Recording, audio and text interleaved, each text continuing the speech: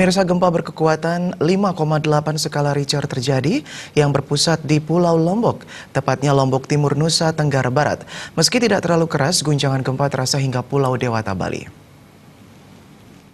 Minggu siang yang tenang sedikit terguncang oleh gempa yang terjadi pukul 14:07:25 WITA.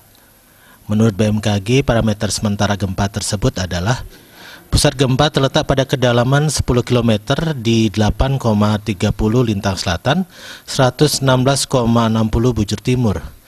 Dilihat dari segi jarak antara pusat gempa dan sejumlah tempat di tanah air, pusat gempa terletak 24 km timur laut Lombok Timur, 36 km timur laut Lombok Utara, 37 km barat laut Pulau Panjang NTB, 63 km timur laut Mataram NTB, dan 1111 km tenggara Jakarta, Indonesia.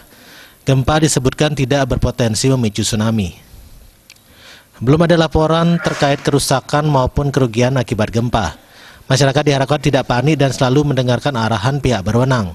Masyarakat juga diminta mencari informasi terkini terkait gempa dan lain-lain dari sumber terpercaya. Tim Liputan